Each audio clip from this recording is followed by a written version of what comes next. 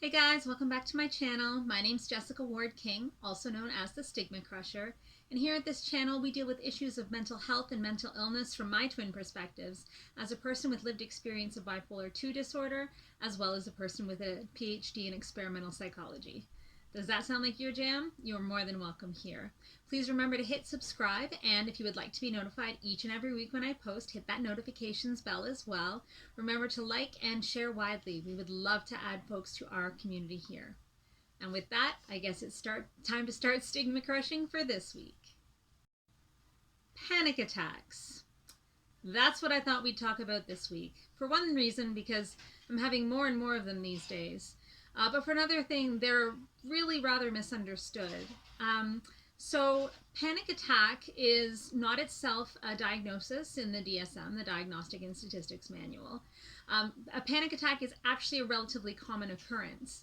And what it happens is when your body goes into that fight or flight or freeze response, but it's not in response to an appropriate stimulus. So back in the day when we were out on, the African tundra and a whole herd of hyenas, are they called a herd? Anyway, whole herd of hyenas showed up. It was really quite normal to all of a sudden find yourself breathing very, very shallowly, to find that your head might be spinning, that you just need to get out of there. That sense of urgency, that sense of we've got to run. The blood goes, from all the organs on the inside, your stomach, your digestion, and instead all of that energy and all that blood and those hormones they pump, so that the blood all goes to your muscles and you're able to run as fast as you can. And your breathing goes shallow because you're breathing quickly so that you can run or so that you can hide if necessary. And so that's really what the feeling of panic attack is having that response where your body is, you often have a stomach ache because all of the blood, all of the energy is being taken from your internal organs going to your external. You might have a jittery feeling, a feeling like you're shaking because all of that energy has gone to your external body. You might have lightheadedness from breathing shallowly, but not actually using that oxygen appropriately because you're not running, generally speaking. And so it's basically a panic attack is a very normal response to an absence of or an abnormal stimulus. And things that can often accompany a panic attack in modern times is the feeling that you're going crazy, the feeling that you're losing control, because you recognize there's nothing here to be afraid of. Why am I like this? Why is this happening? And because it's your brain is not even working appropriately at this point. You just kind of get these feelings of overwhelmed and these feelings like you're losing control. And like I said, it's fairly normal to have a panic attack. Lots of people have had one or two maybe in their lifetimes. When it becomes a real problem is when we don't recognize the panic attack for what it is, which is just a normal physiological reaction, and instead it starts to limit our activities and our day-to-day functioning. So panic disorder is a diagnosis, and panic disorder happens when you have panic attacks and you stop doing things because of them. You become afraid to go out in case you have a panic attack in public. You become agoraphobic, afraid to be with large groups of people, or social phobic, afraid to be with other people because you're afraid you're going to have a panic attack.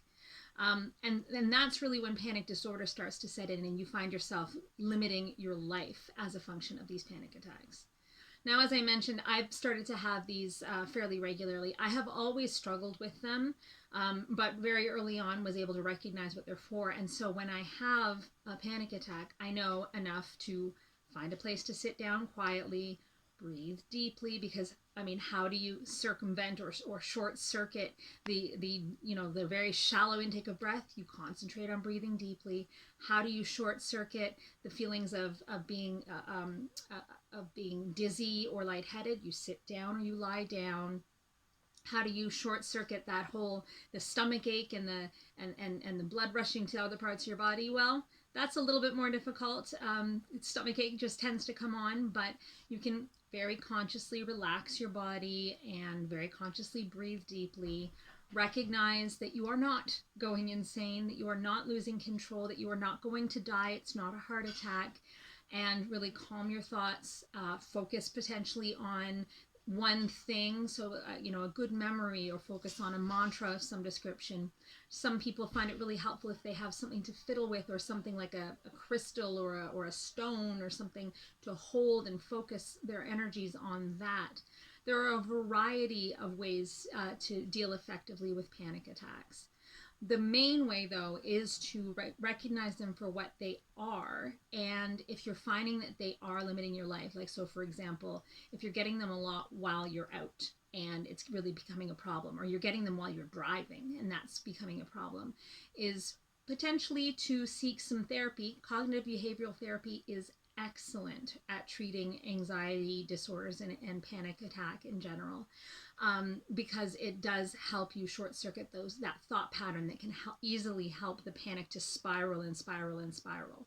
So if you can identify it for what it is, say it's not going to last very long, I have some control over this, I can breathe, I can focus, I can relax, and learn ways to cope with it, it will become less frequent in general. Of course, not everyone's the same, and not everyone's course is going to be the same as mine. But that's generally speaking the way that we deal with panic attacks and with impending panic disorder. But all of that said, I mean, a panic attack is very, very unpleasant. It is worthwhile as well noting that sometimes a panic attack is in response to something very distressing, but that the bodily reaction still isn't the reaction you need. In modern times, we don't need the flight response very often. We don't need to, go from peacefully gathering fruits and vegetables to running away from a herd of hyenas, as I said. We don't, generally speaking, need to fight either. So in terms of, if you can't get away from the herd of hyenas, perhaps you need to grab the nearest stick and try to beat them back. Well, we don't, generally speaking, need to do that in modern times either. Even the freeze response ends up being, the same kind of bodily reaction, and you just freeze. That happens a lot with panic attacks too, where people just freeze in time. They freeze in the spot that they're in, which is also not that helpful of a reaction. For example, if you are driving or if you're out in public, it's difficult. So it's just a short circuit of a regular response, and that's really worth noting. But sometimes there is a trigger for it. Quite often there can be. Sometimes it's a bit difficult to figure out what it is. For the example, the other day I was out shopping, and I was just peacefully shopping, something I actually enjoyed doing to a certain extent, and found myself having a panic attack. And I absconded to a quiet seat over near the shoe section where there were lots of places to sit, and did my deep breathing and focused and, waited it out to a certain extent, and also took control of the situation in the best way that I could.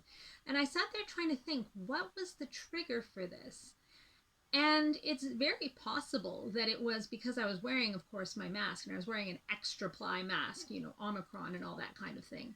And perhaps I wasn't able to take in breath in the normal way that I normally would, and that caused the anxiety. Was it something I was thinking about, trying to retrace my steps? What was I thinking about that could have caused me distress?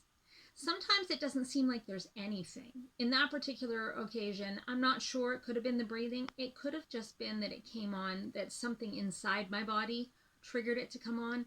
Sometimes it doesn't seem like there's really any trigger at all. But sometimes you can see a pattern. And so you can, instead of avoiding the things that might make one come on, you can learn to deal with them. And that's another place where cognitive behavioral therapy, for example, can be really helpful. Because if it is, anxiety because there are too many people in the store, perhaps it's COVID related anxiety. People aren't staying 6 feet away, and that's making you be really anxious.